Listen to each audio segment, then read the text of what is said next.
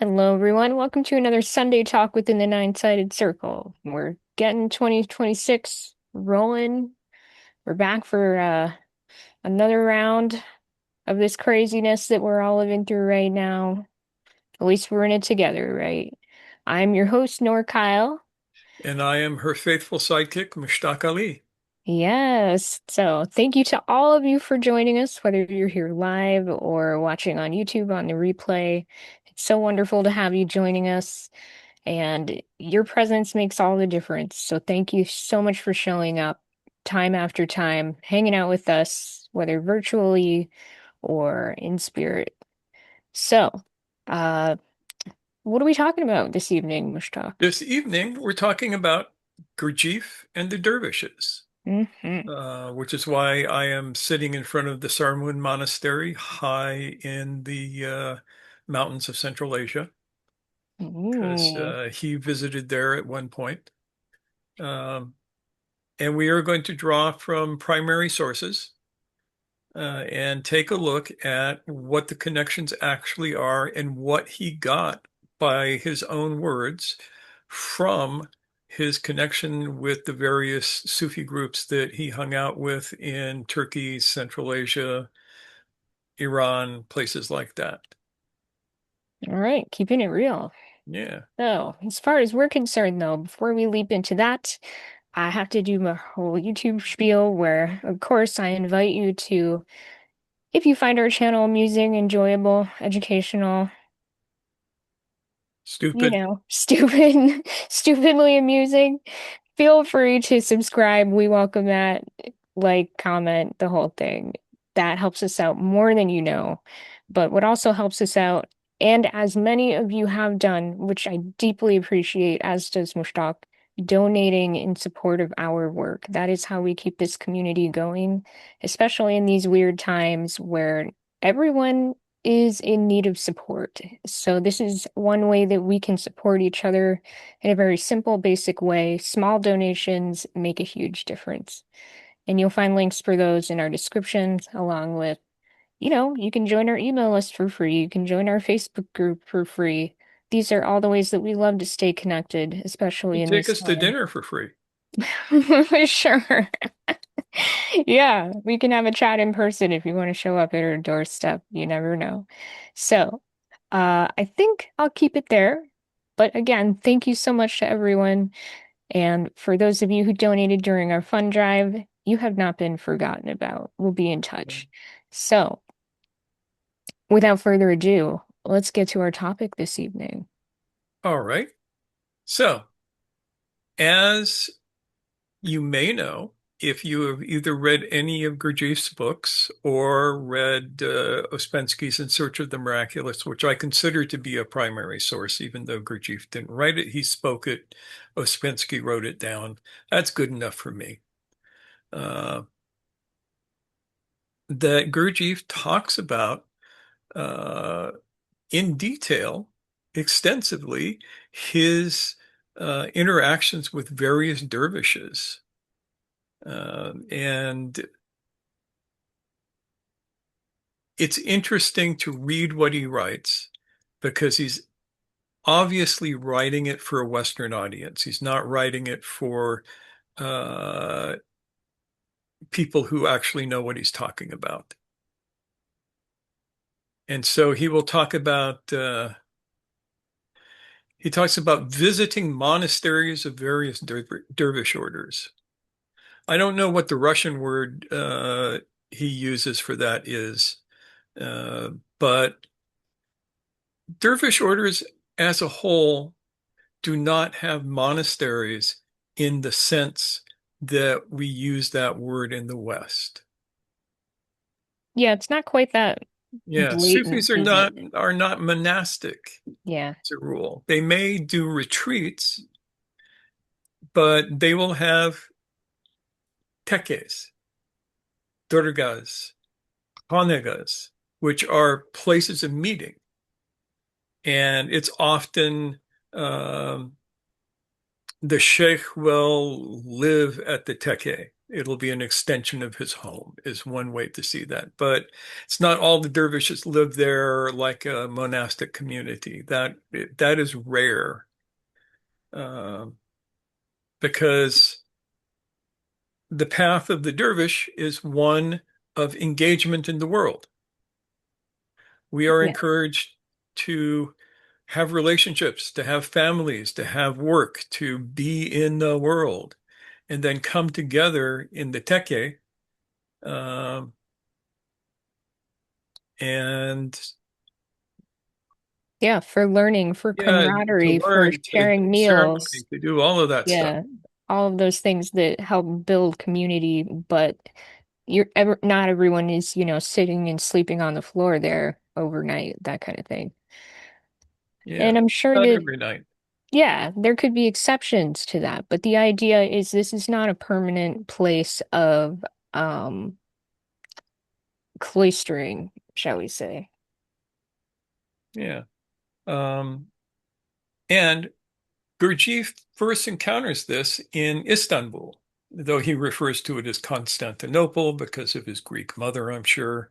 Uh, but it's interesting because Istanbul is basically a hotbed of Sufism. Uh,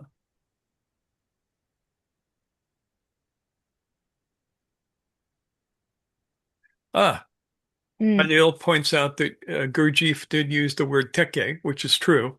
And it was Oraj who wrongly translated that word into English as dervish monastery. yeah, well, trying to provide context for people who have no context, right? Yeah. So in Istanbul, I'll get that, no worries. yeah, you he would have encountered Mevlevis, and he talks about his encounter with Mevlevis. He would have encountered Helvetis, Helveti Jarahis. He would have encountered um, Badiris. He would have encountered Naqshbandis.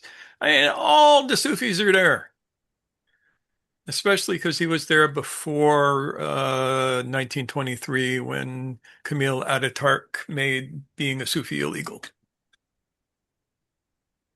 So he would have run into all of them. And many of those places are there today. And they are run much as they have always been, and they're not monasteries. One of my favorite ones, and I think, Osama, did you get to the Aina Ali Baba Tekke? Yeah, We did, he yep. did. Yeah. So yeah, it's a beautiful old building, been around for a long time, and people show up and they do dhikr there, and sometimes they will hang out with the sheikh and learn, but it's not like being cloistered, and we have to make that clear.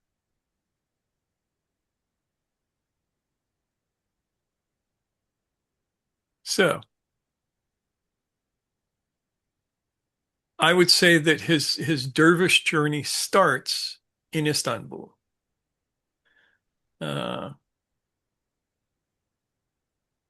and he links especially in Beelzebub's Tales, he links the tekkes to the mysteries, where there are ritual settings where sacred music and sacred acts uh, encourage inner states.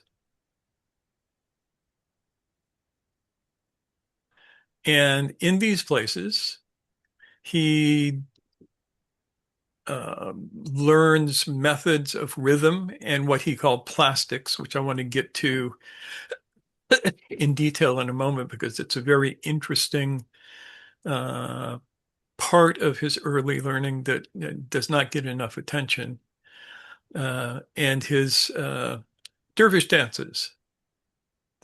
He called them ballets, dances and ceremonies of various dervishes and Sufis, which he reproduced in Europe for the very first time. And in meetings with remarkable men, he explicitly reflects on the whirling dervishes and the sense and significance of their continuous movement. Mm. Yeah, he says that explicitly. He's interested in making sense of it and determining some kind of significance from it according to his own point of view. So, what was he talking about with plastics? Anybody familiar with that? And it has nothing to do with polymer chemistry.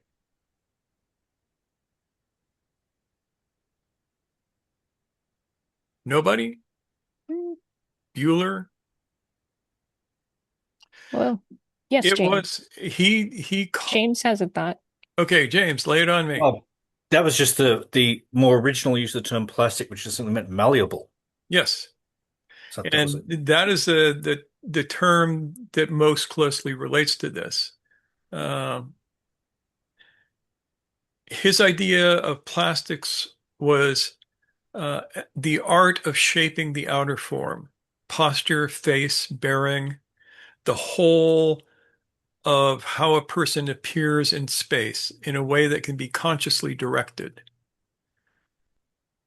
He he talks about transfiguration or plastics, and the idea here is to gain control, deliberate control of the body's expressive instrument.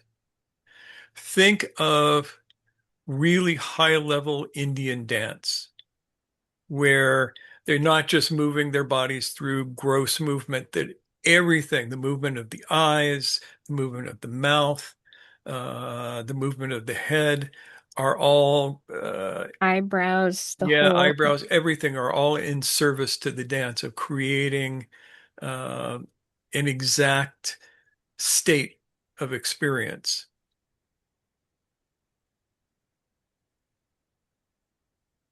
And Ouspensky said that if one mastered the art of plastics, one could completely alter one's appearance, um, even to the point of becoming hard to notice.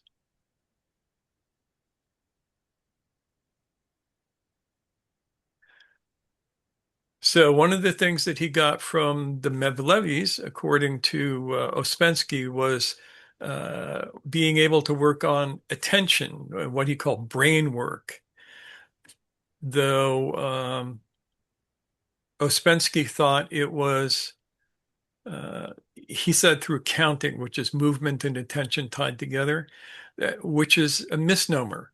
Uh, my sheikh sent me to train with the Mevlevis for 2 years, and it had nothing to do with counting anything except maybe counting your tasbih, but not in the physical practices that they were doing. But it did have everything to do with attention. So just to think about that. And then there was breath work and psychophysiology. Uh, there are two different things that show up uh, in meetings with remarkable men. Gurdjieff talks about a Persian dervish, which I believe is tied to the dervish Boga Adin, who we will visit again.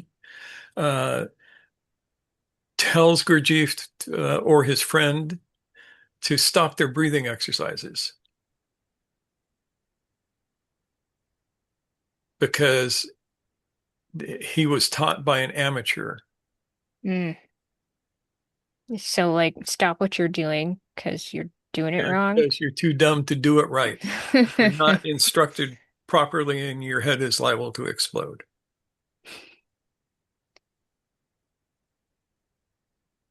Now, Gurdjieff uh, makes his own technical distinctions in breath. And he talks about normal breath, artificial inflation, Mm. and the most interesting of all, breathing assisted by movement. And he's one of the few people in the West I know of who talked about the last one. And he emphasized the risk of self-directed breathing that you learn from books. He suggests that you don't do that because any idiot can write a book.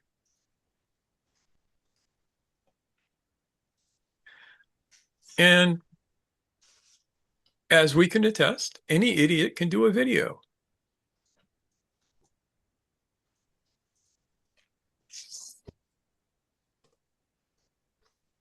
And we know that there are idiots out there who are teaching breath work, which is demonstrably harmful. And people get addicted to it and people die. And we won't say any more than that at the moment. If you're really interested, do a little research, dying from breath work, see what you find.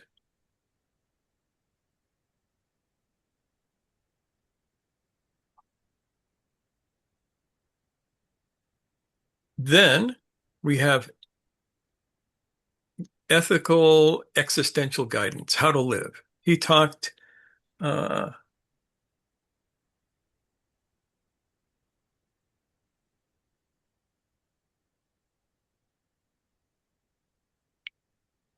this was important to him. He talked about this a lot, and he relates that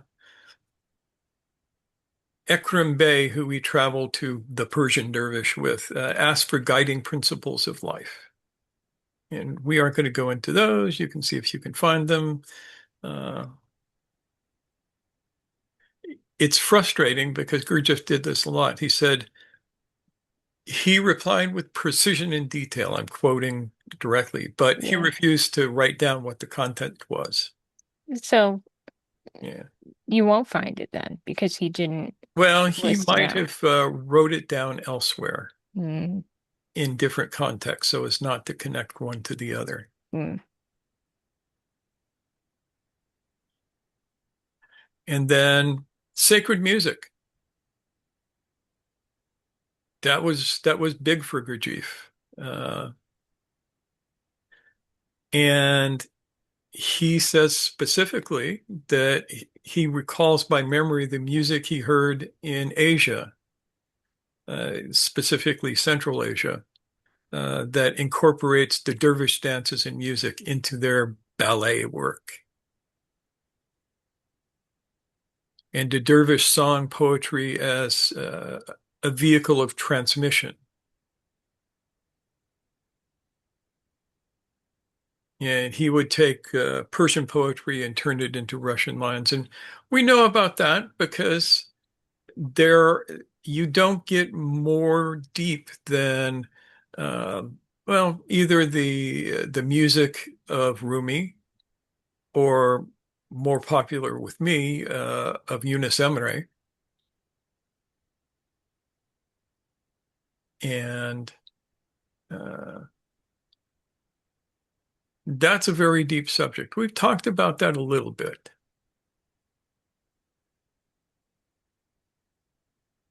And with that, the whole science of vibration uh,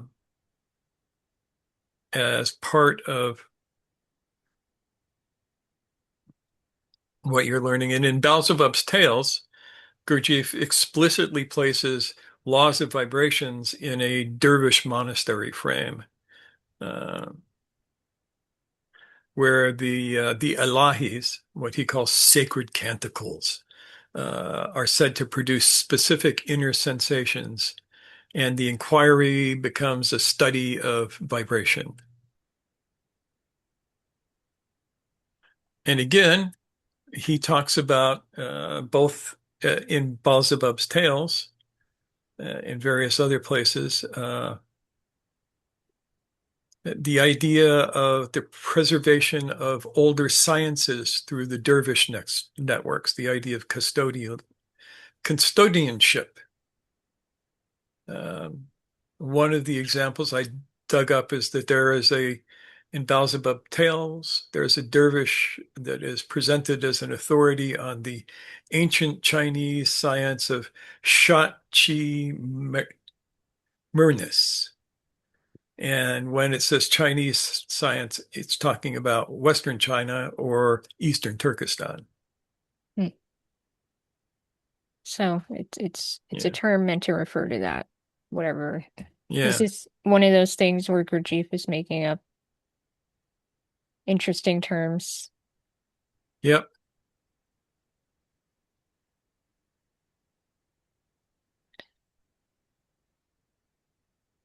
Uh, yes, Khalil. Would the current Uyghur people who are being persecuted by the Chinese government be connected to the people you're talking about, Mushtaq? Very, very, Likely. very likely. Yeah. Yeah, that whole area that China is trying to remove the ethnic identity from right now is that was a bottleneck on the Silk Road once upon a time. And that was a place where dervishes from the West, uh, sages from the East, they all hobnobbed around there. And many amazing things were learned by the cross-fertilization of knowledge. Yeah. A very deep spiritual melting pot. Not just spiritually, but ethnically. But in this case, we can take it for granted that there's been a lot of blending of traditions in this place. Yeah, and in a lot of places, you start in Istanbul with his with Gurdjieff's search, but you end up somewhere in Eastern Turkestan or Eastern Turkestan. I forget what the Chinese call it now, but it's a dumb name.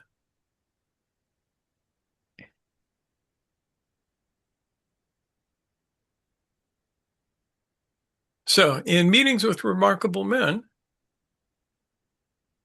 um, he presents himself as a visitor and sometimes student around dervish orders. But if you listen to his own narrative, he was never a student in the sense that a Sufi would mean that word. Uh, he goes to tekkes in Istanbul. He's staying in Pira. Pira is the Greek name for a district on the uh, European side of Istanbul, and it's where all of the expats lived. So he hung out there and he went from there into across the bridge, across the Bosphorus. I don't know if there was a bridge then, maybe across the boat, uh, and visited the dervishes. Now, Gurdjieff was never a Muslim, though he may have pretended to be one from time to time, but it was known to the dervishes of that area that he was not a Muslim, and he says so uh, in his books. But this is where he was hanging out with the Mevlevis, and I think that the Mevlevis were the primary source of his Sufi knowledge at the time. They tend to be more open than some of the other tariqas of that period, though most of them were fairly open. But if you were not an initiate, they weren't going to give you the good stuff. But this is where he explicitly says that he pondered the sense and significance of the continuous movement of the whirling dervishes.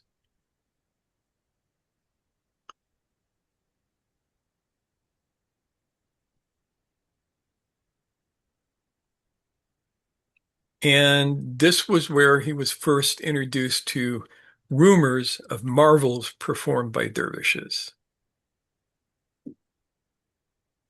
which is probably the least interesting thing about the Sufis of that time. But you do get, especially if there were Rafai around there, they would do some pretty wacky stuff. Pretty eye-popping stuff. Yeah, literally sometimes. True, Yeah. true. And this is where he runs into the Persian dervish, which may or may not have been the dervish Boga Eddin. Uh,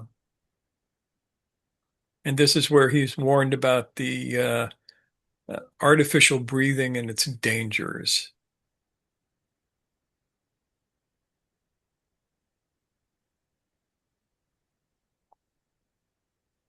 And Gurdjieff returned to this teacher for uh,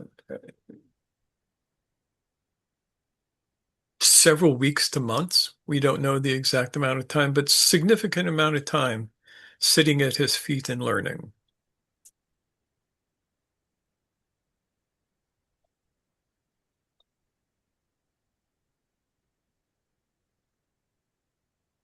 Now, in Search of the Miraculous, Ouspensky reports that a dervish ceremony, the physical movements, what he called it, the ballets, were an essential and necessary part of what they were doing. Now, you do find that the Mevlevis do one movement, which is the turn. But this is not where Gurdjieff learned um, the majority of his dances.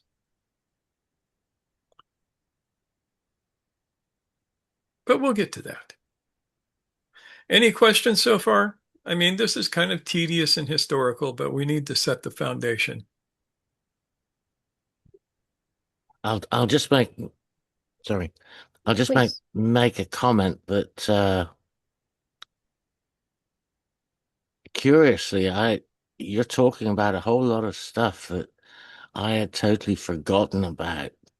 And from Gurdjieff's writings, Mhm. like even the term plastics is not even ringing a bell in my head, which is pretty unusual. Yeah. So I'm finding this extremely interesting. Yeah, and this is the thing is that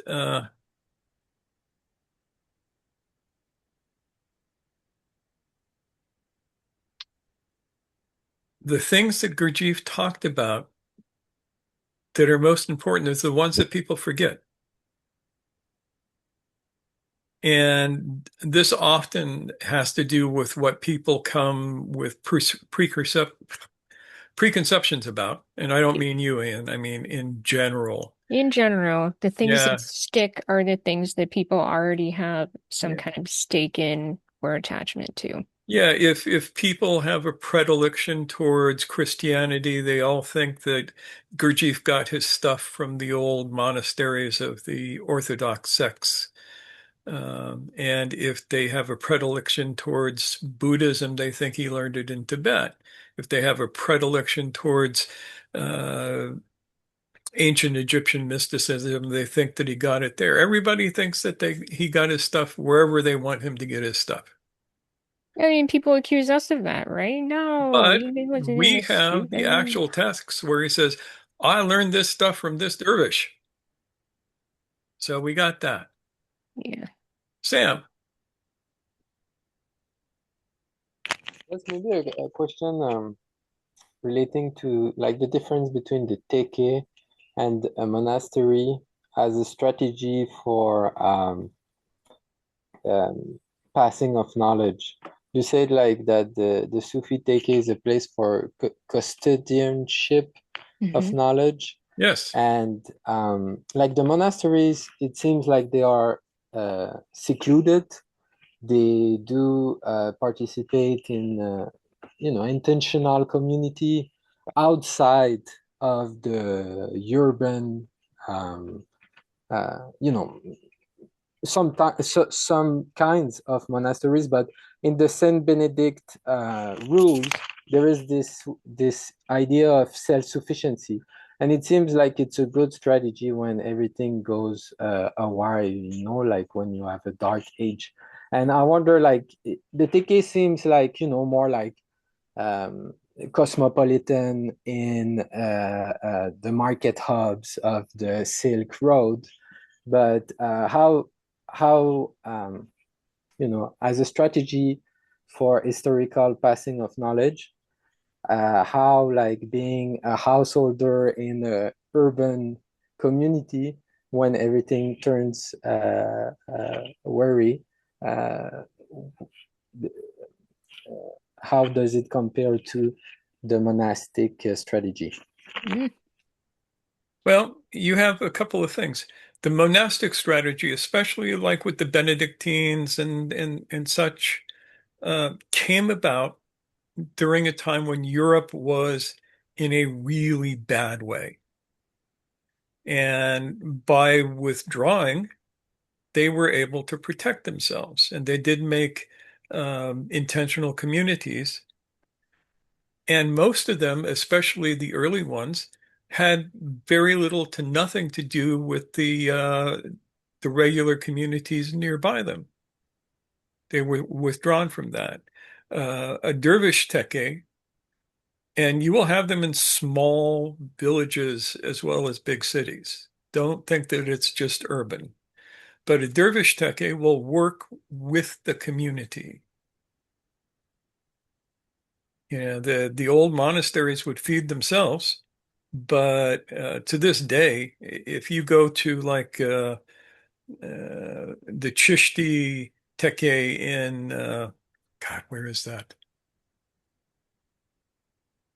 Where Muhyiddin Chishti is buried. Um, they serve the community out of that tekke. They feed people. They take care of the sick. They do these sorts of things.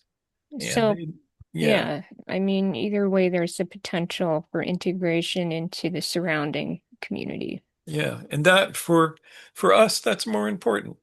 Yeah. Yeah, we advocate for ourselves for engagement rather than withdrawal. Ajmer, yes, thank you. For where the Chishti Yeah, the big Chishti center is. Center is. Yeah. Osama, Yeah, that was a great question, oh, it is. Sam. Yeah, and one thing that came to mind was from a an older talk.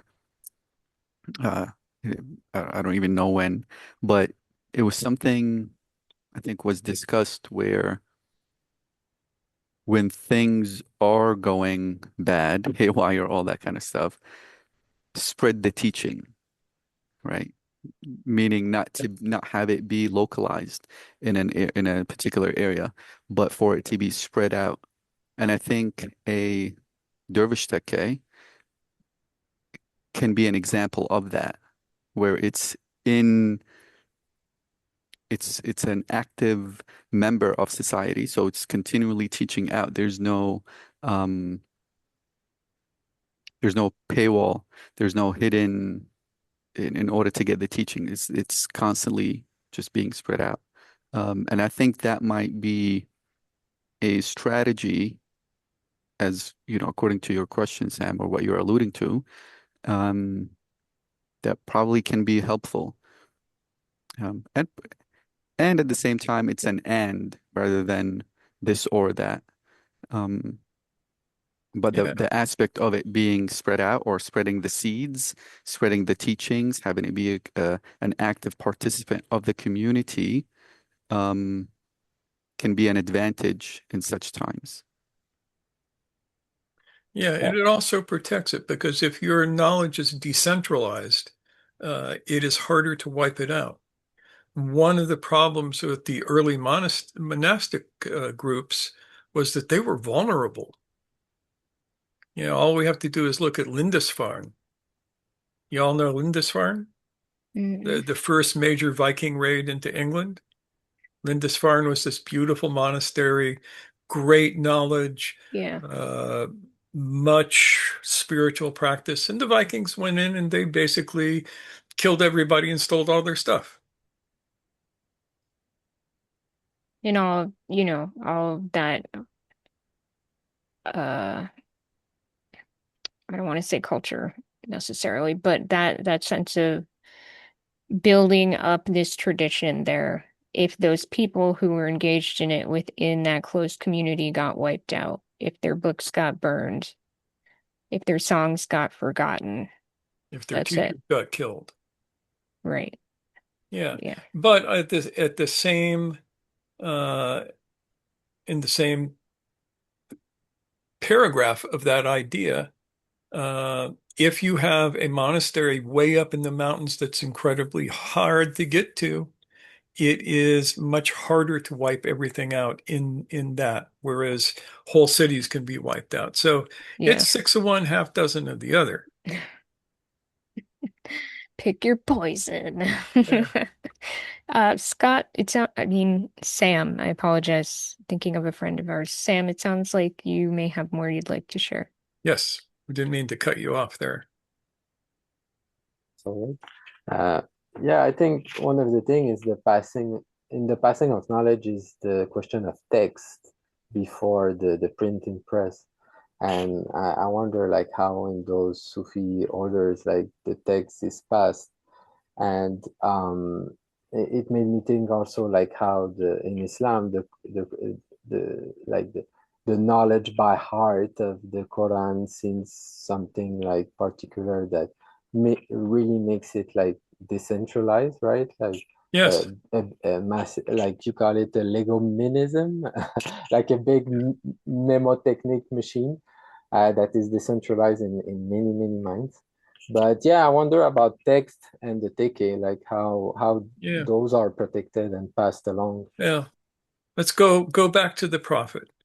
Um, the Prophet Muhammad, peace and blessings be upon him, was the first historical figure to advocate for universal literacy.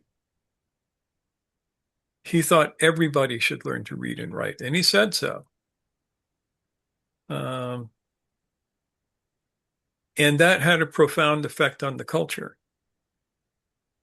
That allowed, at the same time in Europe, pretty much the priesthood knew how to read, maybe some nobles, but common people, no. Whereas in the Islamic world, at the same time, it was not unusual for the equivalent of peasants to be able to read the Quran. And so if you have universal literacy or something close to it, then the ability to write your knowledge down becomes way more important because you can recover it from the writing. At the same time, you're talking about people who are Hafiz Quran, who have memorized the entirety of the Quran and can demonstrably recite it word by word from cover to cover. And in that case, even if they burn all the books, if one of those guys survive, the knowledge survives. So it's a two-pronged strategy. Mm. Those who can memorize the knowledge, those who can't learn to read and read the knowledge out of the books that are attested to be correct. Meaning have not been miswritten, which happens.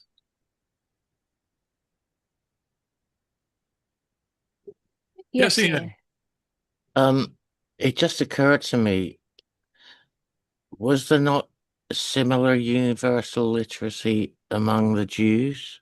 Um, Pretty close. Yeah, pretty close. Yeah, so it's a value shared there too. Yeah, I would say that's important. Yeah, which is why in Europe during the Middle Ages, the most educated uh, group of people were usually the Jewish population. That's where you find the best doctors, the best lawyers, the various scientists, because they all knew how to read and write, and they had access to more interesting books. And one of the things that I discovered from conversations with some Jewish friends several decades ago is that Jews are basically bilingual Yeah, because they learn Hebrew in the yeshiva, but they also have to learn the colloquial language of wherever they happen to be yeah. living. And that's why you have interesting Jewish languages like Yiddish and Ladino and such like. And those languages are still alive because of that.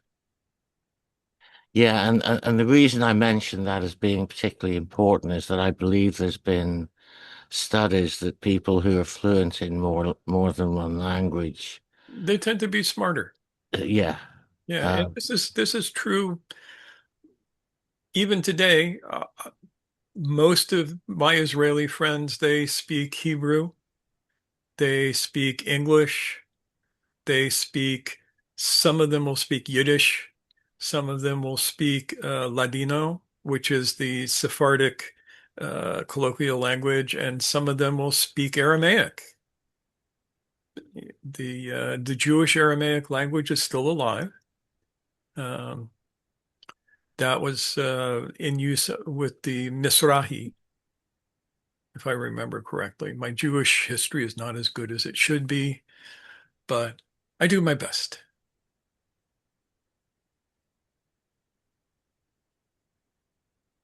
So, with that said, Yeah. where did we leave off? Where did we leave off? We haven't even got to the good stuff yet. Yeah, so Yeah, we were talking about the Mevlevis and the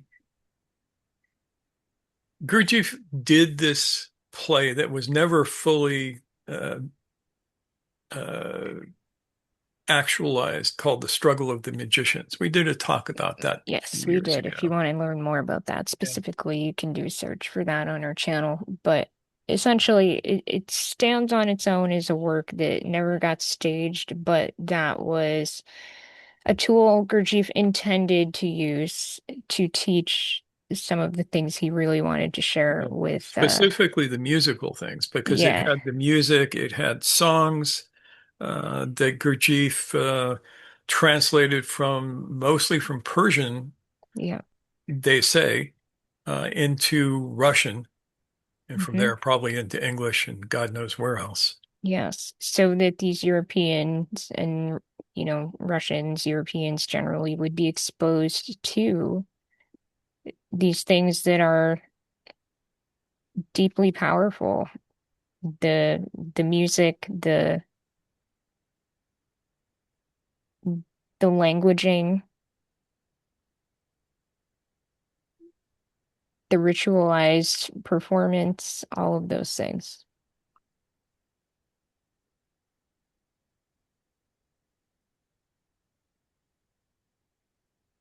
Struggle of the Magicians, worth checking out.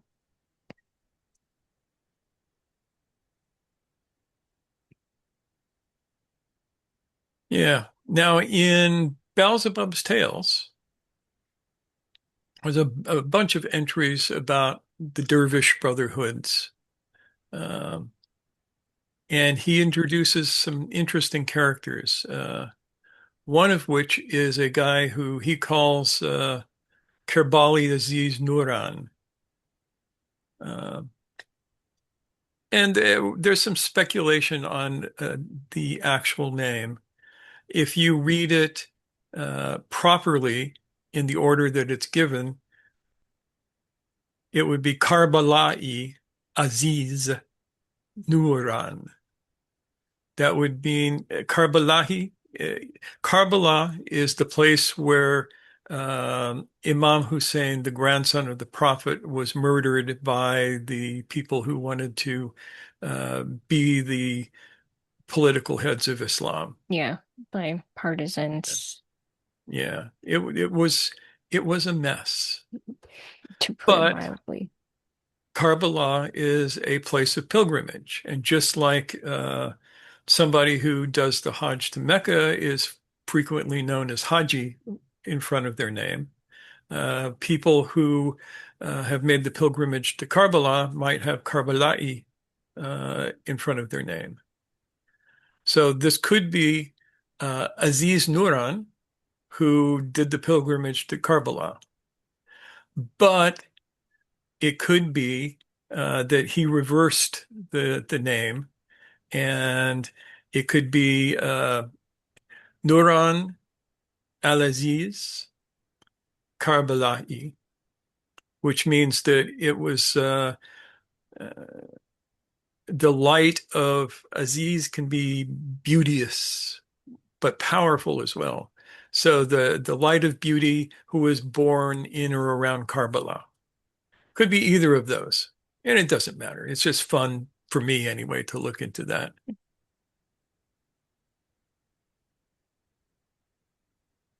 And he was specific to the music and the vibration theory and that sort of thing. And especially the singing in his case.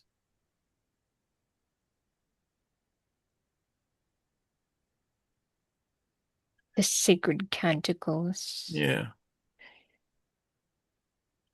Now, we get to the person who is most important in all of this, which is the dervish Boga Eddin, according to the spelling of Gurdjieff. Now, Boga Eddin was the closest thing that the closest dervish that Gurdjieff ever had to a teacher, and he is the one who introduced Gurdjieff to his path to the Sarmun Brotherhood.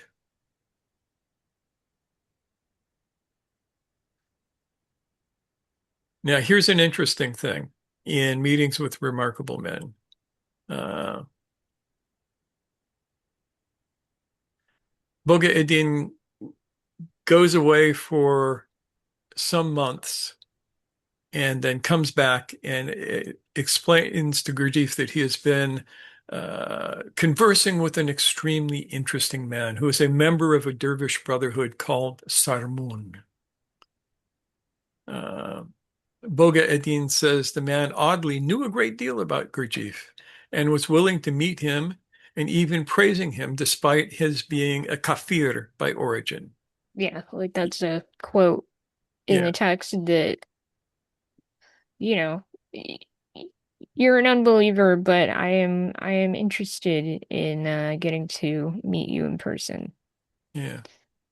And the only thing that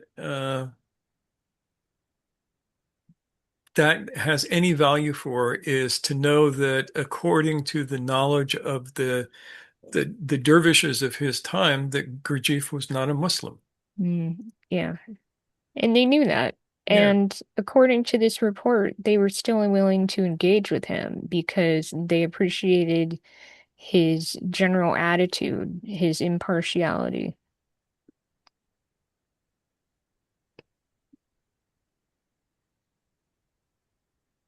And that is irrelevant except for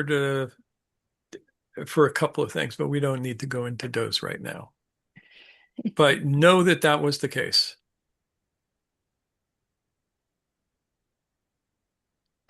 Yep. That Sufis were willing to hang out with him, basically. Yeah. And so uh,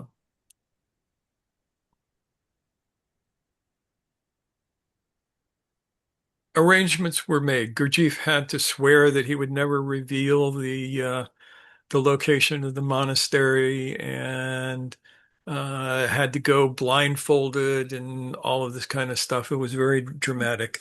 But he does tell you how long it took by horseback to get to the monastery. So if you know that and you know how fast a horse travels a day approximately, you can draw a circle around where he started from and end up knowing roughly where the monastery was going to be. And it wasn't anywhere near Afghanistan, strangely enough. But wherever it was, it ain't there now.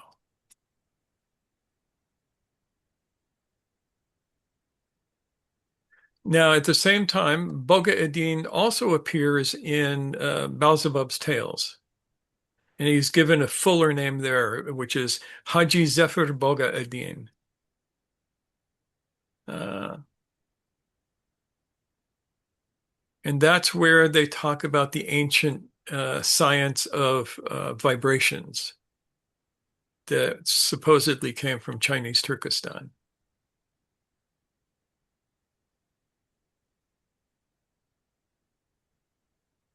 And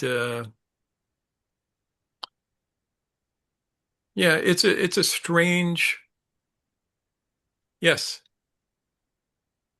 Is he the one who was able to discover through music that Beelzebub was not human?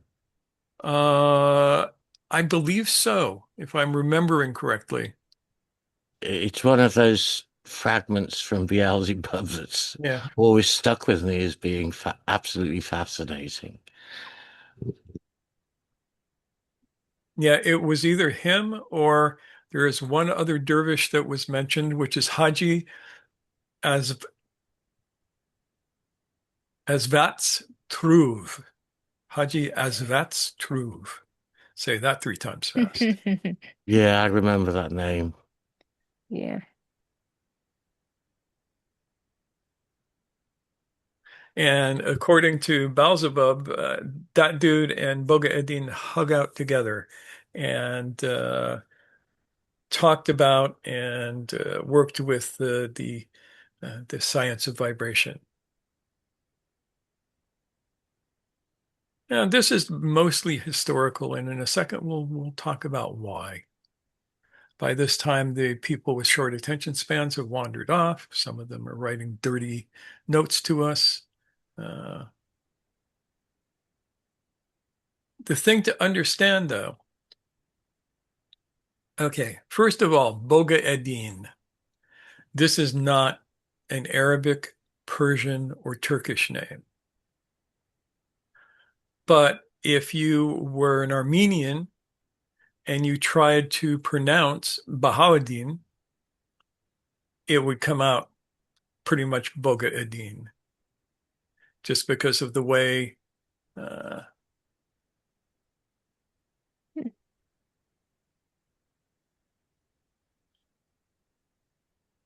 interesting. Oh, it says it sounds like, quote, God is one, unquote, in Slavonic/Russian. In Slavonic or Russian, you would say Bog Yedin. That means God is one. Bog Mm. Yedin. Bog Adin. Interesting. So he's making a double play on words there. So pronouncing this as Bahauddin, this gives us a hint where to look. So who is the famous Bahauddin from Bukhara? Anybody know? He was the founder of the Say again? founder Bahauddin of Rashtan? Who's talking? Okay, You go, James, Ian. you first. Um, with terrible pronunciation, the name is Bahauddin Naqshband. Yes. Yes. Like I don't Yeah, know how badly I mutilated the phrasing, but Bahauddin mean the glory of faith in Arabic. Okay. yeah.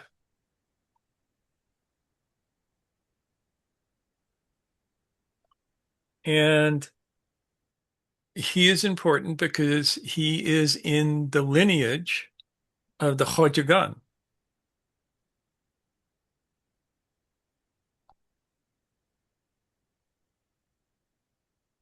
So God is one. And he is a gateway dervish. I like that term, a gateway dervish. It's like a gateway drug, but with more zikr.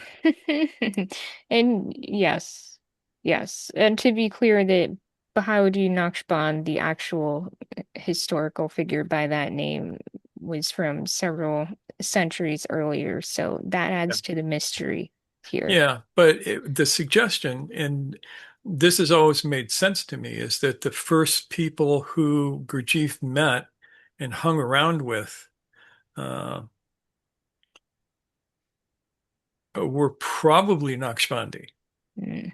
not the modern Naqshbandi, the old wild Naqshbandi who were always getting into trouble. And we know that because he talks about coming back from Gurdjieff went to Mecca. and which tells us that he knows how to outwardly be a Muslim, because especially at that time, well, even to this day, if you're not Muslim, you don't get into Mecca. And that means he knew how to do the prayers and say the words and act like a proper Muslim, which doesn't surprise me. I mean, he grew up around that stuff. Um, but in his return from Mecca, he traveled with Sarmun dervishes, according to his narrative. And that, I think, leads into this. Now, are the Sarmun the Naqshbandi? No. They may have acted as the gateway to the Naqshbandi. This is why Boga Eddin brought this old man who was a member of the Sarmun to meet Gurdjieff.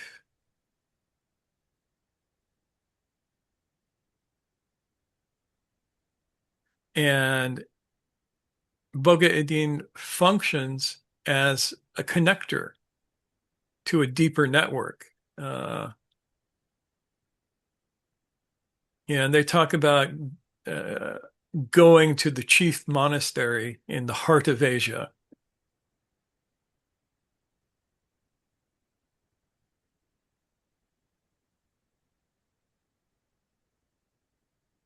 And this is important because of the Khwajagan, there was only one individual that worked with sacred dance. The lineage that went on to become the Naqshbandis, they were famous for their silent zikr. But the third Khalifa, excuse me, of Yusuf Hamadani was equally famous for his knowledge of the sacred dance, which he got from his first teacher, a man by the name of Baba Arslan, who was not only a dervish, but had been initiated into the Turkic shamanic tradition. And we know that Yusuf Hamadani wanted Ahmed Yasevi, who was the third Khalifa, to perpetuate the sacred dance, and actually sent him back to Turkestan to teach that there. So my sense is that Gurdjieff was sent to learn that in Turkestan, in Chinese Turkestan, which is where the heart of the Yasevi branch of the Khajagan was located for several centuries. And so, just as a fun thing, that to me that makes sense, that they would have sent him down the other Silk Road.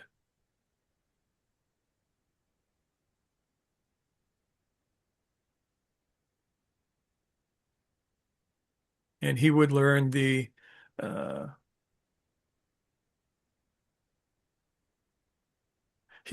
all of that groovy stuff as a direct extension of this. Now, can I prove any of this? Nah. People can still have whatever beliefs they want about it. It's all good.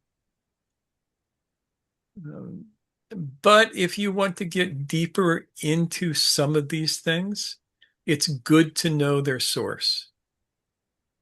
And Gurdjieff points directly towards these sources. And the material is still alive today. It was never a lost teaching. It was never something that Gurdjieff recovered from being lost and brought back to the world.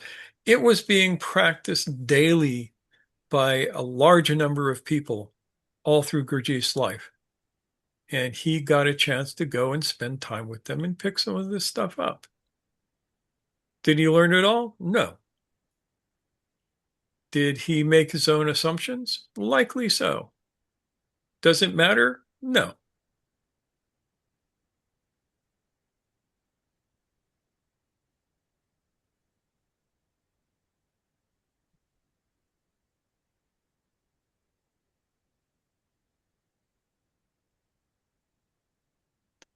So that's the basic connection. Oh, Sama, yes.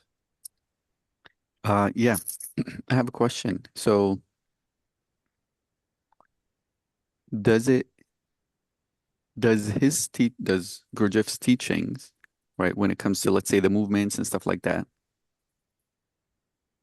does it still have the same effect on the participant as someone who's, let's say, experiencing uh, the movements from, let's say, the source of from where Gurdjieff got it, right? Is it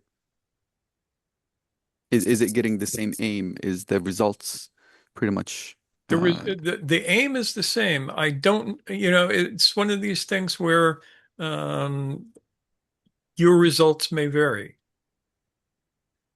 I've seen Gurdjieff movements that are as mechanical as anything else I've ever seen.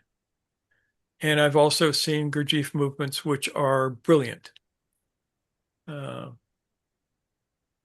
only from one source, and that's from Madame de Saltzman's group.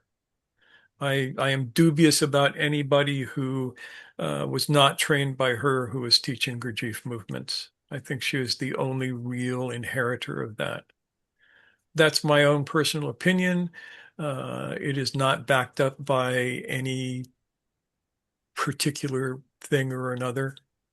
But I think also Gurdjieff's movements were not what he learned in Chinese Turkestan.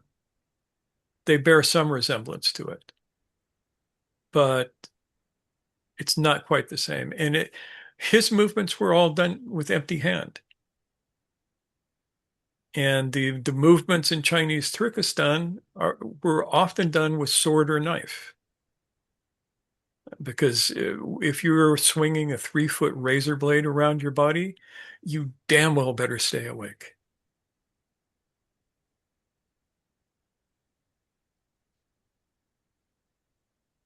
And so, yeah, your results may vary, but I'm not going to say that it doesn't get you to the same place, because that would be way too arrogant. Even I am not that arrogant.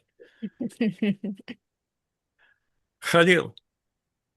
So, what do you think about the comments, which I recall from meetings with remarkable men, that the postures or asanas or whatever of the dances and movements represented letters of an alphabet, letters of a sacred alphabet? Do you remember that comment? Oh, yeah, of course. I think that is, for certain aspects of it, I think that that's the case. That's like Alka mentioned the katak, and if you look at some of those dances, they're an alphabet that put together a story. So that's a near fetch to me. But it's like, I wonder if it means that the postures literally represent, I mean, or kind of mimic the shapes of the letters, or if the postures are like letters in themselves, like dance letters, as it were. Or I've heard symbols or both. whatever. I've heard one writer claim that the postures were actually just the Persian alphabet. Uh, but um, I don't know. It's a good question, though. It's something that's worth thinking about. Sam, what do you got? Yeah, interesting talk about the sources. And for me, like, I always understood the movements more like in the cultural milieu where Gurdjieff was, which is like, the Paris of the 30s. And he comes kind of late in this game of expressive art that was already started by Del Sarte in the 70s, and you had like Genevieve Stebbins and like all this tradition of esotericism, expression, dance, somatics was starting from there also. And all this like Orientalia kind of vibes to it was already there.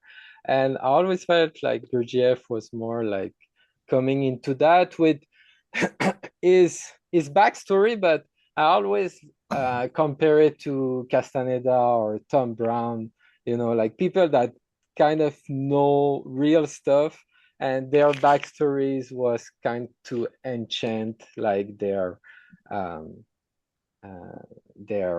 public. Their So audience, yeah. yeah, their audience. Yeah, though remember, Gurdjieff was teaching his movements in Russia before he ever got to Paris. 20 years before he got to Paris. He was teaching his movements in Georgia before he ever got to Paris. So it goes back a little bit further than the Paris years. That was more the culmination of his work. But your point is well taken because there was a lot of very interesting movement work going on. Rudolf Steiner worked with his eurythmics in ways that were similar in philosophy to what Gurdjieff was trying to do. Um, so it's a good point, and it's worth considering. Mhm. Thanks. All right, Ian. Yeah, to go back to the idea of what the postures might represent in terms of language, it occurred to me that maybe it's closer to something like sign language, It could be. where to the limited extent I know about it, which Yeah, is if I practically remember nothing. correctly, what he was referring to was specifically working uh, with the machines, the posts that had Yeah. all of the arms and legs, and they would put you in a particular posture that matched the arms and legs on the post, and then move you to another one, then move you to another one, and all like that. And it was those specific movements which were the alphabet.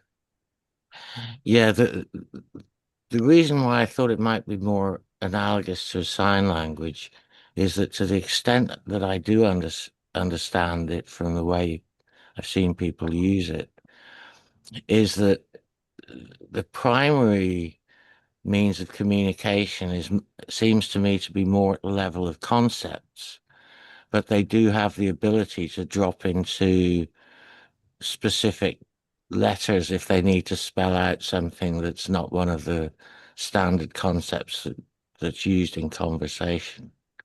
Yeah, could be. All of these things are mentioned so far are plausible and even possible. And unfortunately, we don't know enough to say it was definitely this. Uh,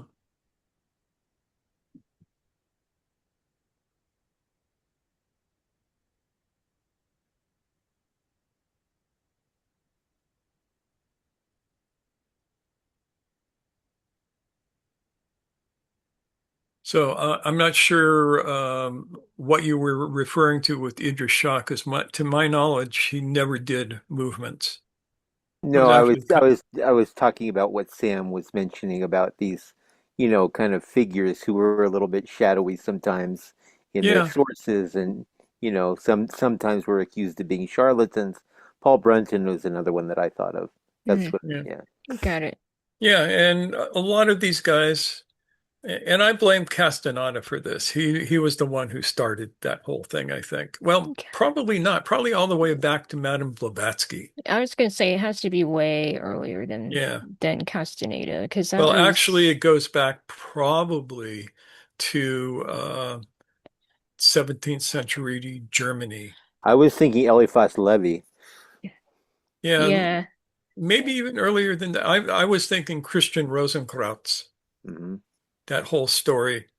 That's like the primal Castaneda meeting the mysterious sorcerer. Well, if you think of Paracelsus as being one of the first Western shamans, there's a whole line of understanding in shamanism in which you're kind of a quasi-charlatan. Most healing methods of shamans are just stage tricks, but they have the Yeah. effect that they need to get. Yeah. Well, stage tricks are part of it, but also super good knowledge of herbology. Remember, it was Paracelsus who gave us laudanum. And you know what laudanum is, right? Tincture Isn't it of morphine? opium. Tincture of Same thing. opium. He was the guy who uh, codified that as a medicine and was able to use it uh, as not an anesthetic, but as a serious pain reliever at a time where old witches would brew up willow bark Hmm. to relieve pain. He came up with something a little bit stronger, and he learned that from the old witches. Sam, yes, Actually, Gurdjieff came from this lineage. I And can't hear a word you're saying. Yeah, sorry about that. you don't hear me? You Yeah, hear that's me now? better. That's That's better. better. Yeah. So yeah, let's say Gurdjieff come from this lineage and took this knowledge and tried to adapt it to his audience, like the bourgeois of the Russian in the just before the and after the revolution, and in Paris. How would it look like today to adapt it for like today's audience, like those Yeah. knowledge? Well, I would argue with just one tiny little point, which is he didn't come from the lineage. He was exposed to the lineage, and that's a big difference.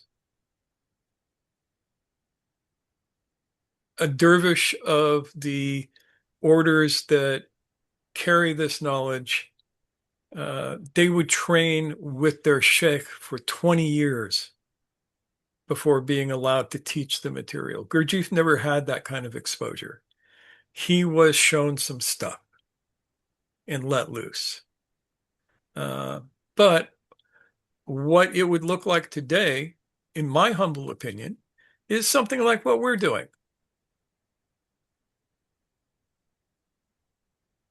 Because the way it was done in the 19th century doesn't work today. But it might look like something else to other people. To me, to Noor, this is what it looks like. We're taking that same well of knowledge and attempting to put it out into the world in a useful manner that does not require certain strictures. The only difference between us and them is that um, I did train with my teacher for 25 years before he ever let me do something on my own. Uh, but that's neither here nor there, really.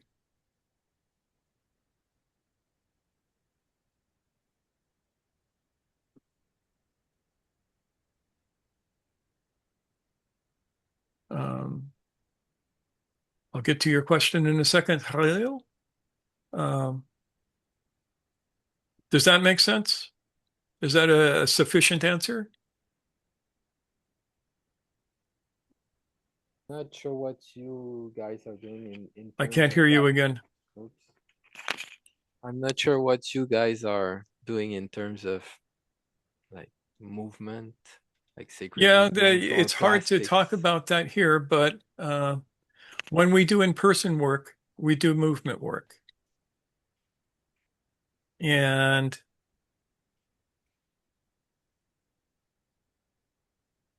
it doesn't look like Gurdjieff dances. Let me see who here.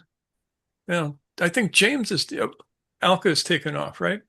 Yeah. Yes. Yeah, so And James is the only one here who's actually experienced that firsthand. well, Em did a little bit when Wael was leading That's us right. Yeah, in the movement practices when yeah, I led the retreat in Sweden. yeah. So we will do various movement practices, both just with our bodies and with tools. Our main tool is um, a stick about 3.5 feet long, which is like a walking stick. And it doesn't look like martial arts. It looks like being able to move something through um, arcs of motion that the body has forgotten how to use.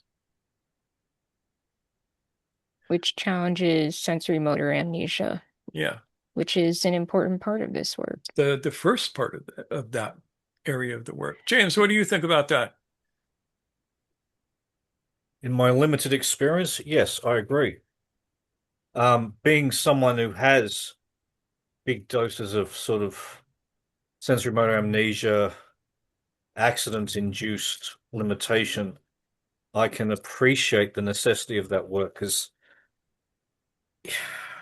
you're not just working on the body, you're liberating attention or you're increasing attention or something.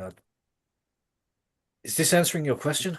Yeah, I mean, we're lucky because you had your first experience of that just a little over a year ago. Mm. It's really dragged me back down to the body, is one way of putting it, and the necessity of it. Um, and trying to find local equivalents of the work of that aspect of the work. Yeah, that's the Um, challenge that yeah. we And in have fact, this look, today limitation. I've been throughout this entire talk, I've been sort of prodding and poking myself simply because I'm becoming more acutely aware of areas of limitation, tension, and damage.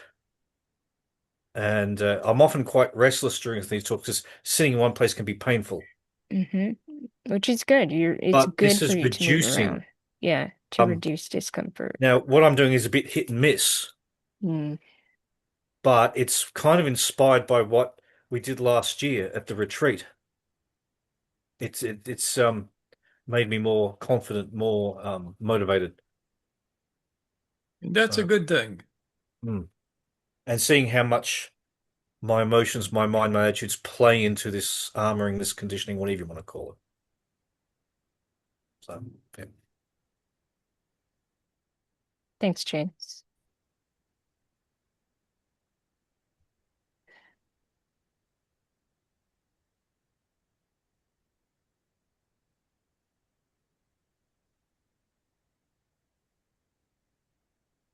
And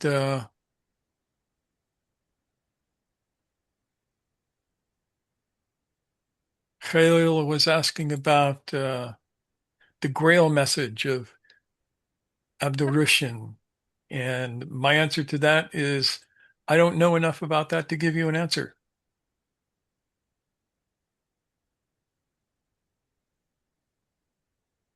I mean, I just looked him up and sounds like an interesting person. Yeah, it's very hard to find information on it. I just ask anybody I can that has any knowledge. Nobody seems to know anything. Hmm. Yeah, you'd probably have to go to Germany and dig around in the backwoods out there, and you'll find like small groups who practice the stuff still. That's happened more than once.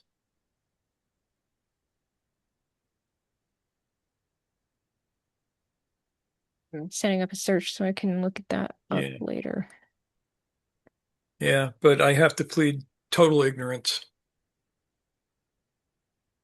Though I'm less ignorant now than I was 20 minutes ago, because at least I know what you're talking about. Yeah. So, what does one do with all of this?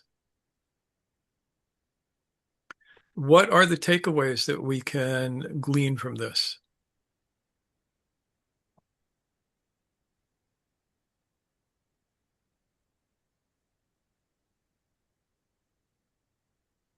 Don't everybody talk at once.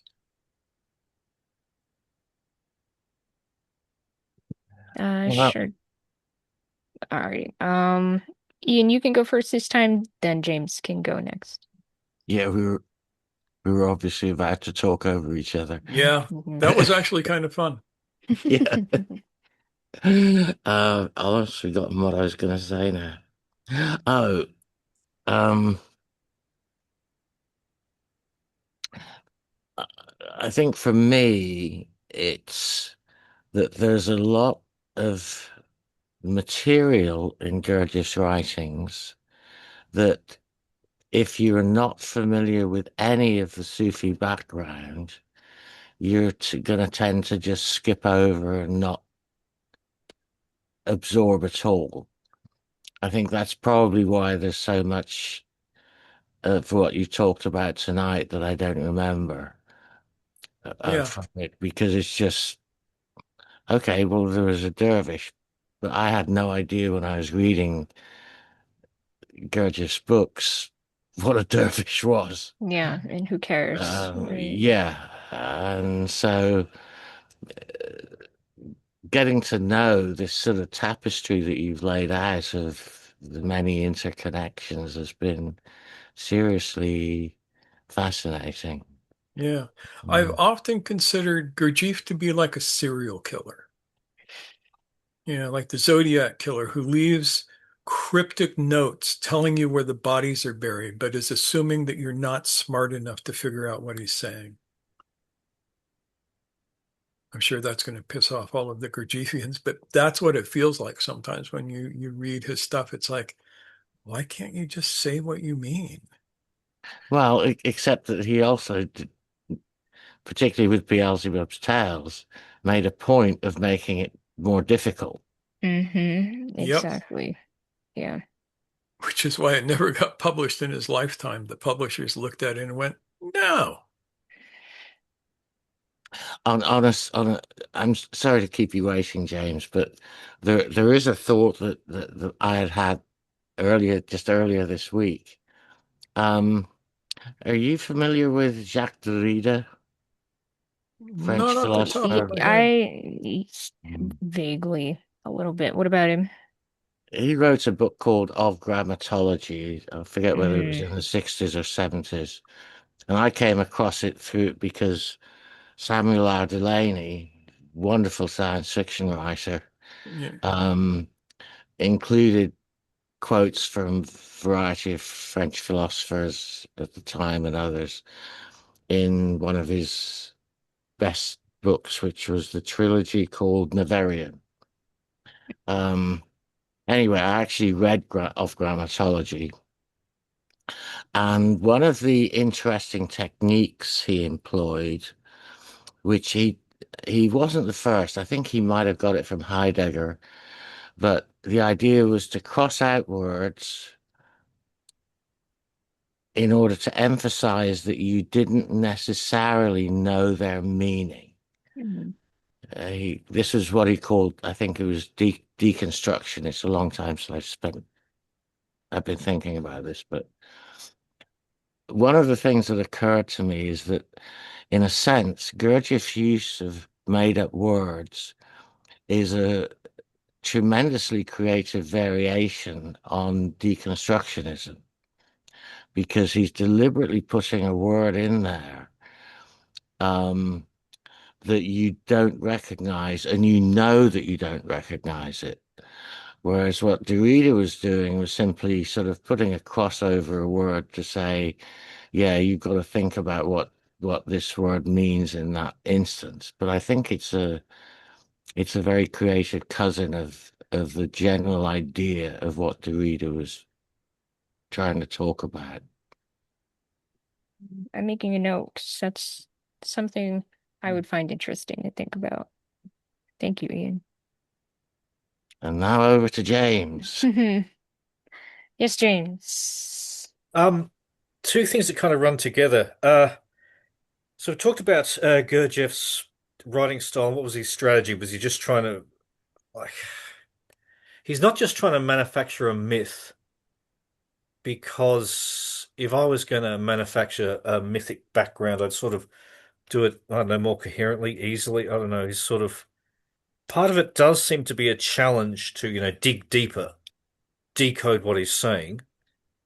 Yeah. Others seem to be an attempt to avoid stuff altogether and just manufacture crap. But this kind of ties into the whole physical emphasis in that so many people get lost in these mythologies, these alleged histories. They get high up in their head, and that becomes a false work, a phony work. Whereas coming back down to the body is like an essential foundation for real progress. Yeah. So, And no, Gurdjieff makes that very, very clear, but people well, don't it's listen. lost on a lot of people. If he's Yeah. making it clear, it's lost on a lot of people. Yeah. Funny how that Uh, works. and the final point is, I wish Cherie had been here because, particularly like in India, she showed me something with my neck, which worked, but I was never able to duplicate it. I never got back to her on it. It's a piece. She's not part of this conversation. Yeah. It's always, we always miss her when she's not here. Yeah. So, the thing about Gurdjieff, and this will piss a bunch of people off, he had no idea what the fuck he was doing. And so he experimented on people to see if he could get the outcomes that he was looking for. And he has said as much in his writings. He talks about experimenting on his students in a very straightforward way. And it's because he didn't receive the entire teaching. He just received the cliff notes. And cliff notes are very useful, but he could not figure out how to get his students from A to B most of the time. And this will go back to our last talk. Uh, what is the quality of a school that is most valuable? Anybody's guess. What is the quality of a school that is most valuable?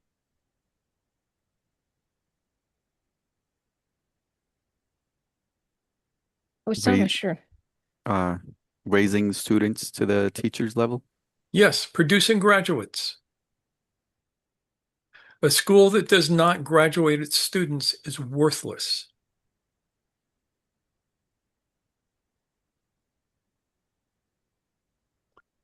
And every time you run into any spiritual group, the first question you need to be asking is, how many students have you graduated?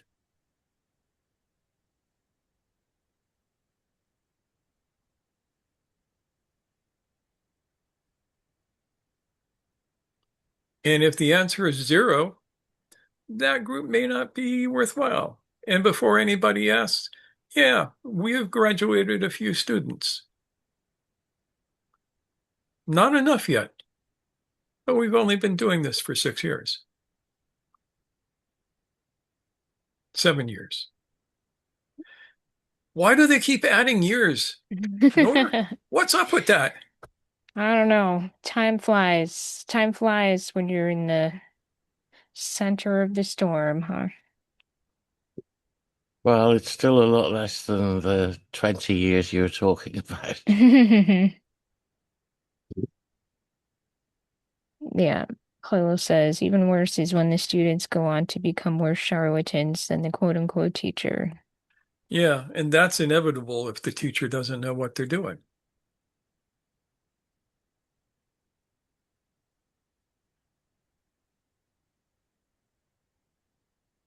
Bookmark people. Yep.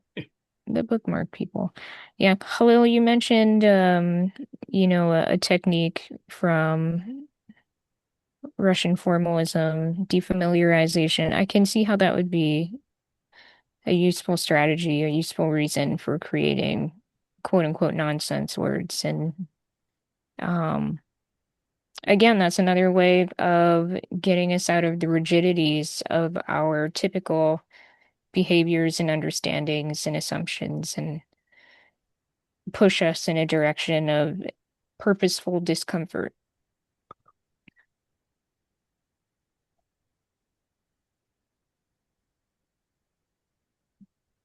Doesn't mean it isn't annoying sometimes, though. Just saying. Yeah. So, what's the takeaway from this talk? Yeah, so we covered quite the journey that that Gurdjieff has told us about through his memoirs and his literature. What have we learned through that? What could we learn through that?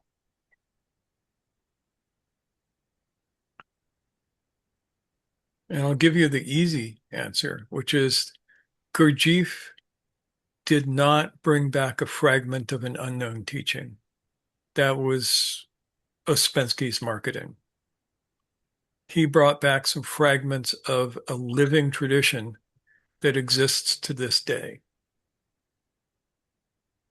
And that should be a hint.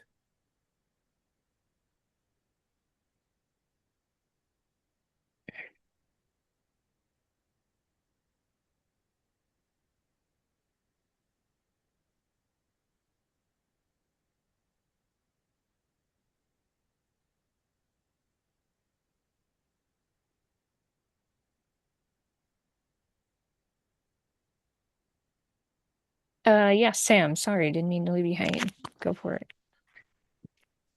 That if you are interested in what Gurdjieff was doing and exploring with his students, you are maybe better going to the living tradition. Is that where you want That's yeah. one takeaway. Of course, you have to know how to find the living tradition.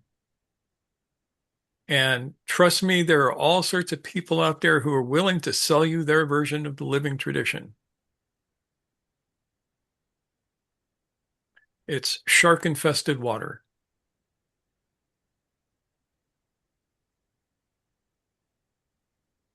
Caveat emptor.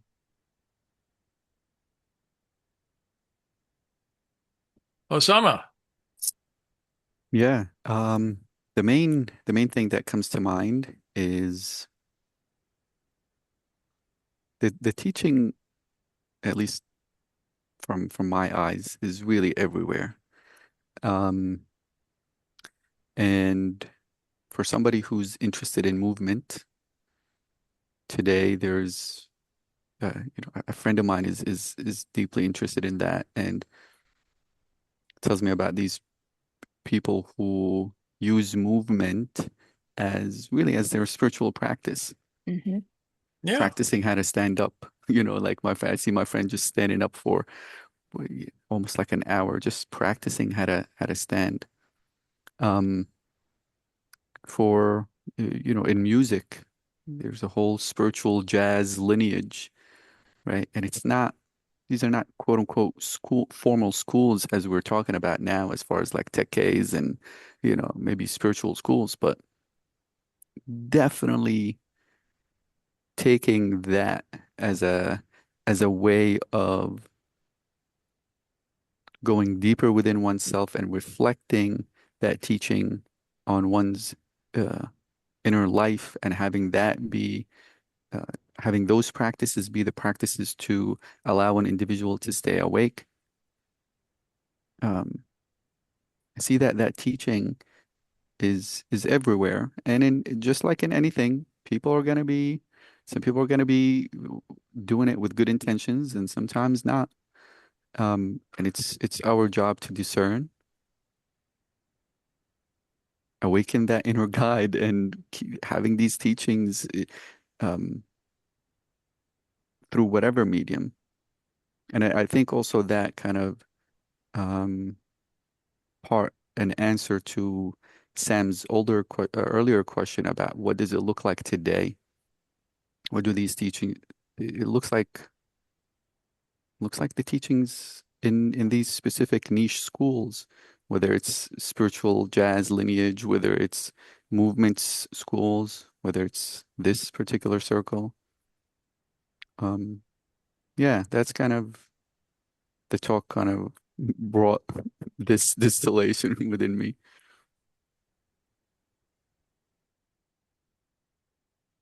Thank you, Osama.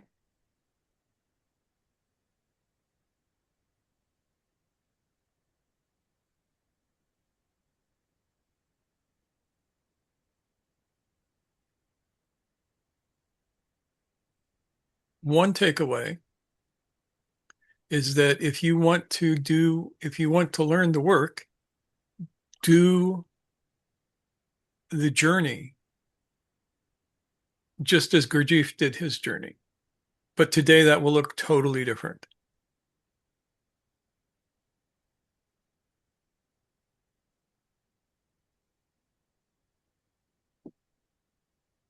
Can you elaborate on that? I mean, Beg pardon? can you elaborate on that? How does it look? What did he do?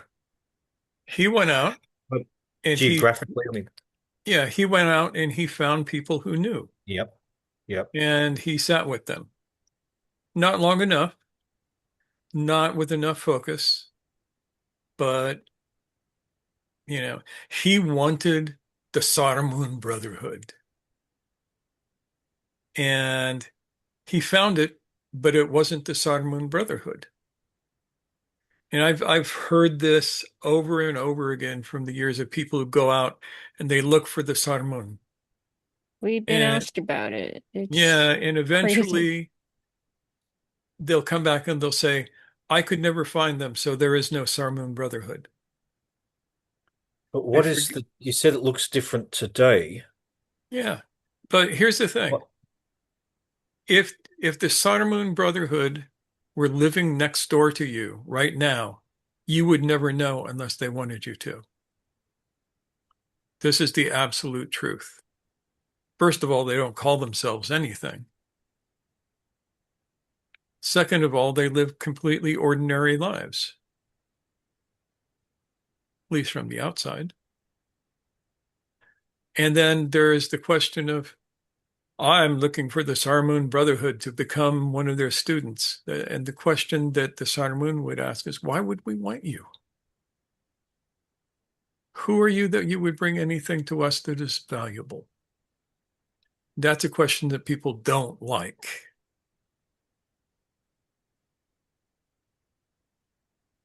But you have to do your own journey. And I would bet you dollars to donuts that Gurdjieff encountered way more charlatans than he encountered real people in his search.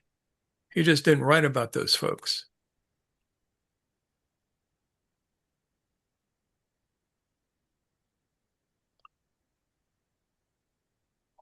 So the modern journey, because that's what I was responding to. You're saying that Gurdjieff's quest and a modern quest would look different.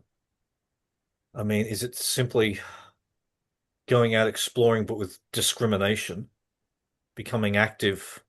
I mean, there are lots of. Dude, you are your own answer. How did you do it? How have I done it? How did you do it? You've done it. How did you do it? I tried to remain attentive to what was going on. I've taken discrimination and research and a certain amount of instinctive response into all the groups I've encountered, Yeah, and which you then never gave let me. yourself get stupid behind it. At least Hmm. not that you've accounted to me. No, my stupidity has been reserved for my private life. There And you go. and I'm not being facetious. The which also I think has given me some insight into the false motives behind a lot of questing. Well, I Um, mean, you're absolutely not alone in that. I think hmm, everyone along their journey encounters, oh, I thought this is what I was doing, but I've yeah. actually gained some perspective on that. And now I'm reassessing what this journey is actually about. Hmm. I That's, also think I I've feel had a like lot of that's, luck. Yeah, luck does pay a certain part in this.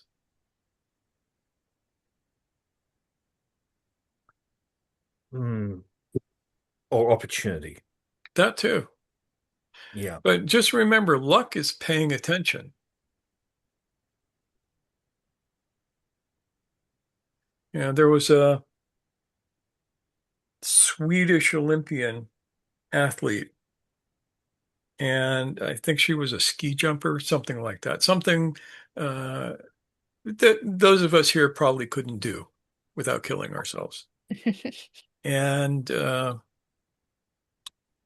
a newscaster said to her, "Wow, you got really lucky today when you won the gold medal." And she said, "Yes, Mm. I'm lucky. And I find that the more I practice, the luckier I get." And that was like a perfect moment.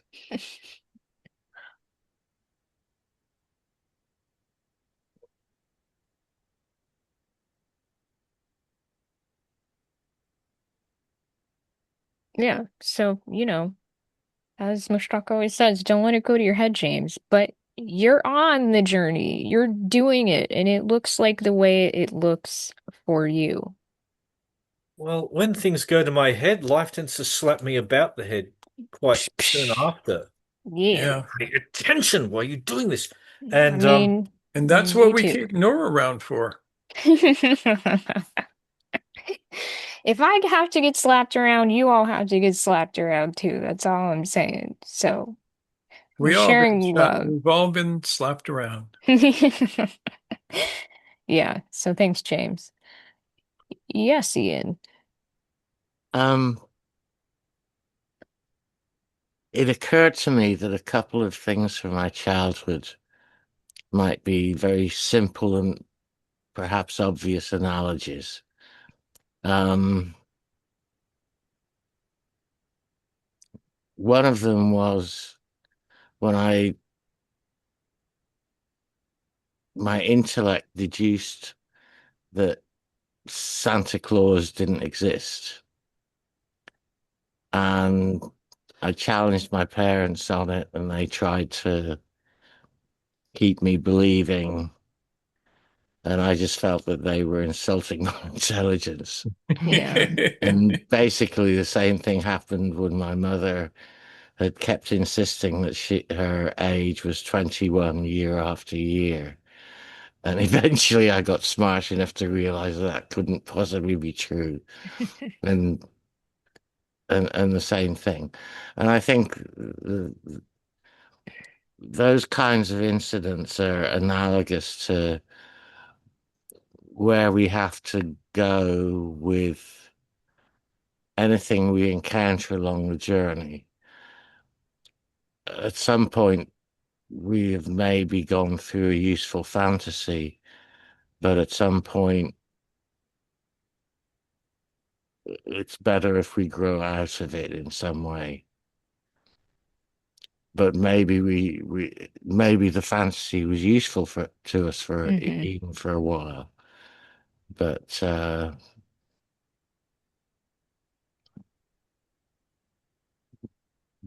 then we learn, and that process of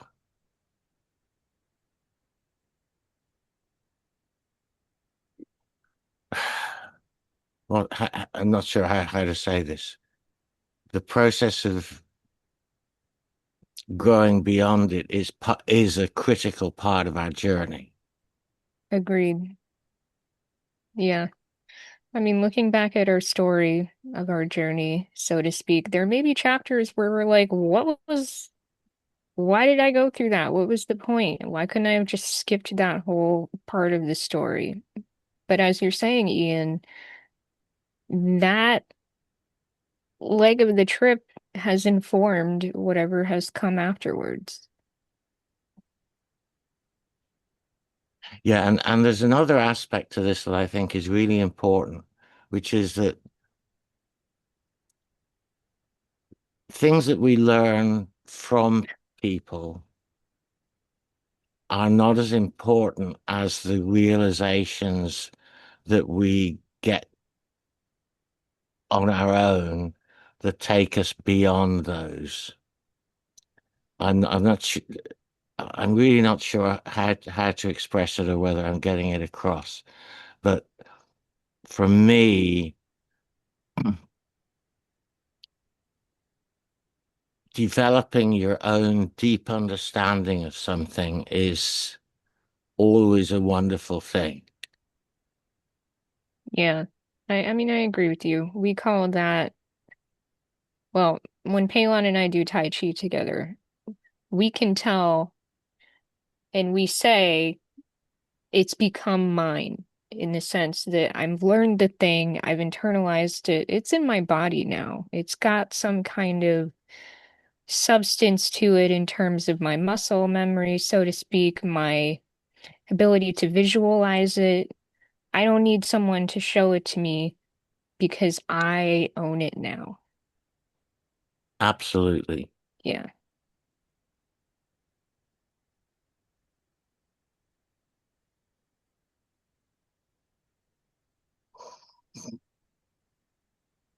Huh. I wonder if we might check in on M. Are you there, M? I think we'll be wrapping up soon, but I want to make sure that In we mere touch moments. base, yeah, with people who didn't get a chance to speak yet.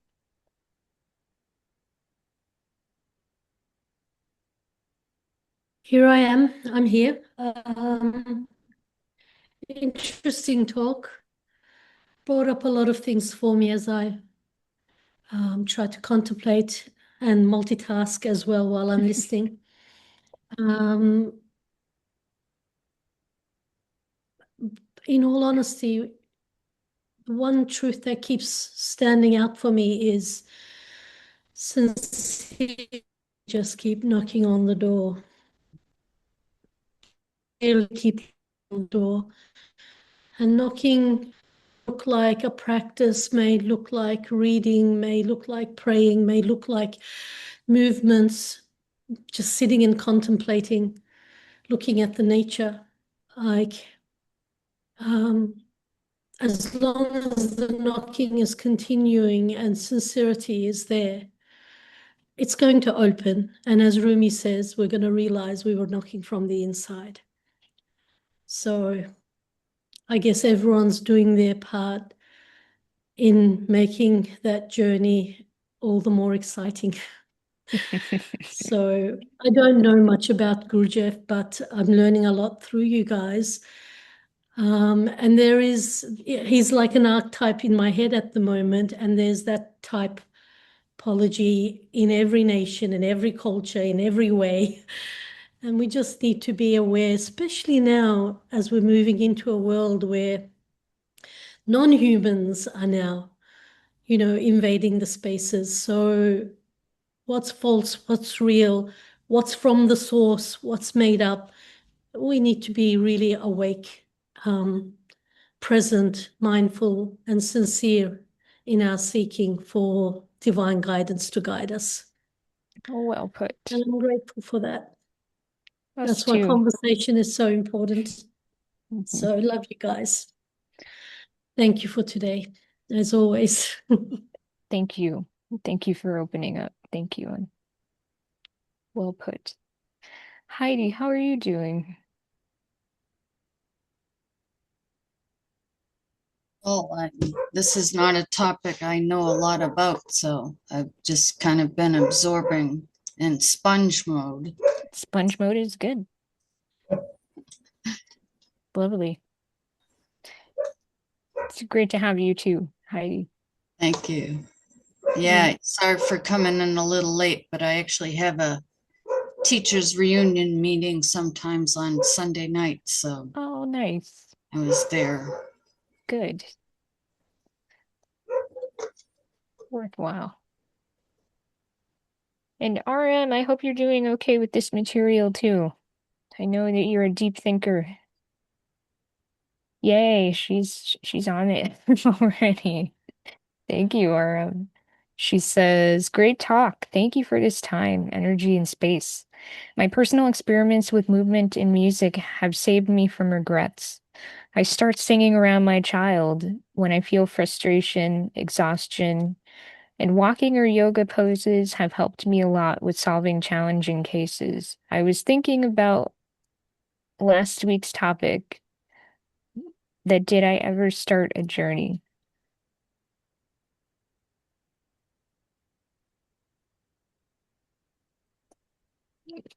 Yeah, I mean, I think you're definitely on your own journey.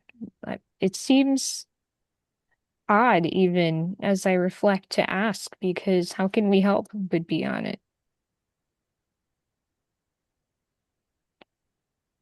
Are we cognizant of it? I mean, sometimes that's the thing. Well, thank you so much, everyone. How are you doing, Mushtaq? You ready to wrap up? I'm totally ready to wrap up. My It's stomach is dinner growling. time. Yeah. Yeah. All right. So we can go on Brady Bunch mode if we aren't All already. right, let me switch this over. Voila. Yay. All right, guys. Thank you so much for hanging in there, hanging out with us, spending this time together. Hope you got something meaningful out of it that you can bring to your own practice or to your own contemplation around your approach to being awake and perhaps your relationship to Sufism and how that informs the work that we do here, in addition to, of course, talking about Gurdjieff, which we do often, but it is in service to these deeper principles that we don't even need to label Sufism or anything, but there is something beautiful about taking a look at the continuity across time and space of so many people working through the same issues and sharing the practices that have helped them along. So that's something that I'm going to be reflecting on. All right. So we will be here next week on, I believe it's a morning talk Sunday on Sunday, June, Sunday, June 18th at 10:30 a.m. Pacific My time. love, my darling, it's only January. What did I say? July? You said June. June. I'm like J names. J. It's January, guys. Okay. It's next week. It's food time, clearly. All right. Much love to you all. We can wave to each other. And we'll See you see you next all week later. in the morning. Bye, everybody.